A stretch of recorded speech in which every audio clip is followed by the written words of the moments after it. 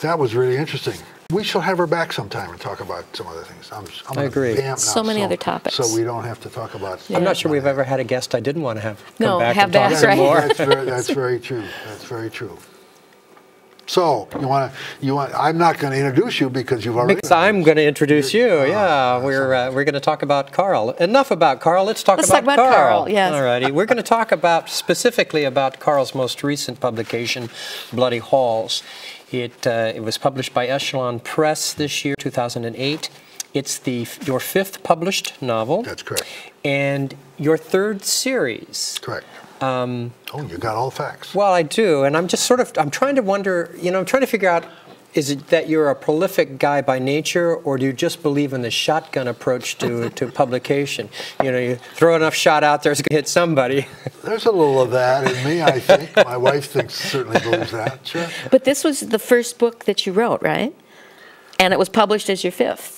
That's correct. It was the first manuscript that I finished the original draft. Okay, all right. This was the manuscript Carl was reading to us when we first formed our Mystery Writers. Oh, is that right? And then you left it and went and did a number of other things. So one of the questions I was going to ask a little bit later on, but let's ask it now since we're there, sure. is why did you come back to it? I came back to it because it was clear to me, well, it wasn't so clear to me, obviously. I wrote this and it didn't quite feel right. But ever since I first got published with Inner Passages and then went on and with the writing group and everything, people have been saying to me, well, you worked for 25 years at Metropolitan State University, so why don't you write about that? I mean, that was your final career before you actually retired.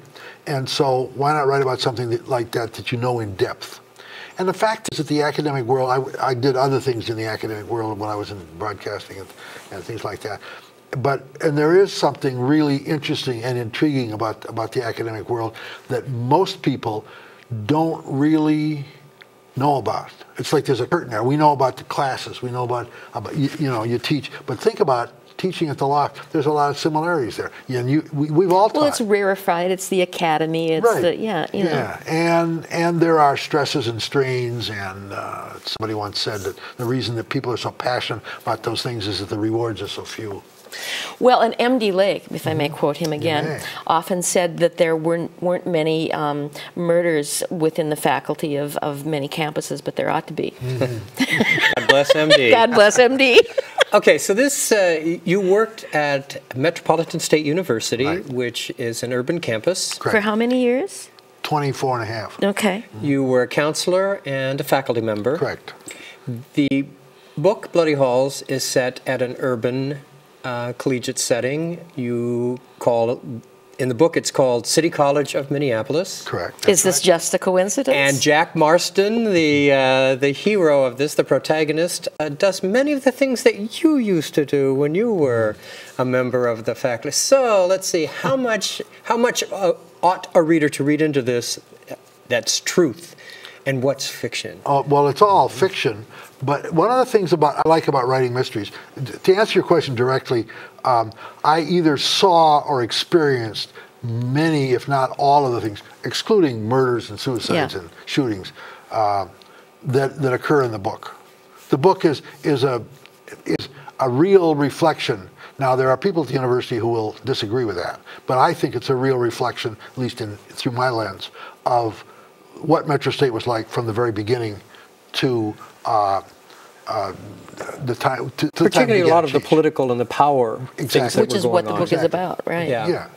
And what I started to say was, one of the things I like about writing mysteries, when I left Metro State, some people said to me, well, you should write a story. You should write the history of Metro State. Several people have tried and for various reasons never really got anywhere.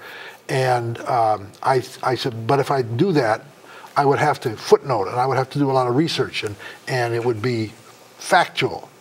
If I wanted to be political, if I wanted to have an opinion about things at the university or the college, I could do that in a mystery, in fiction, because I don't have to footnote. That's right. I can put words into my characters' mouths that are not mine. That's right. It's the characters. It wasn't me. Wasn't me. There's an interesting conceit in Bloody Halls. the action takes place during the rehearsals for an Ibsen play, Correct. Enemy of the People.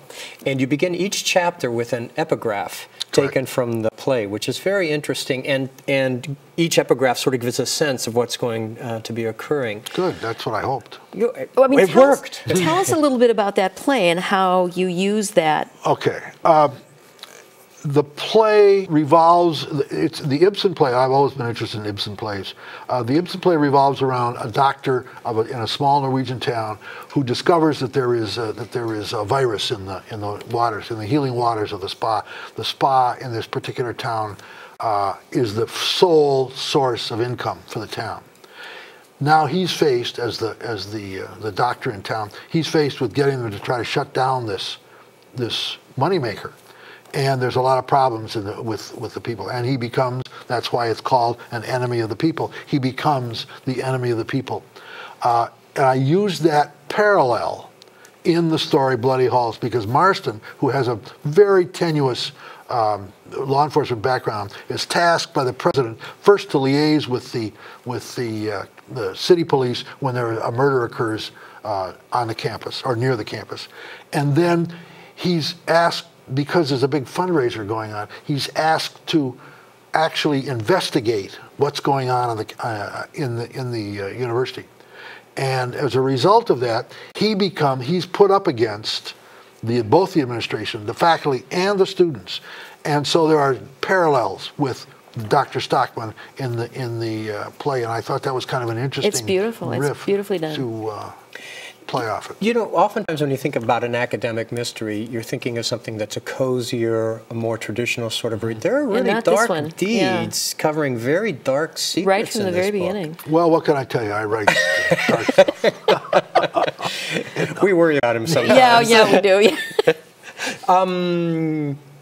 More in the series? Well, I hope so. I have written another book, although it isn't set on the campus, but I have some very strong opinions about the way the university that I was involved in developed over the years, and it doesn't necessarily agree with the way that things developed and with the prevailing political feelings about that. We were under tremendous pressure all the time we were there because we were so different.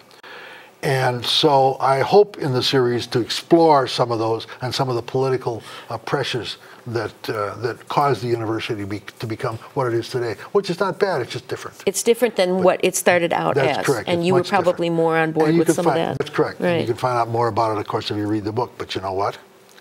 As is always the case, we're out of time. And that's it for this program. Thanks for asking the questions. Thank you all for watching. Email us with questions, comments. If you'd like a copy of our newsletter, you can find that at minnesotacrimewave@yahoo.com. And as I always say at the end of these programs, read more mysteries. Thanks for watching.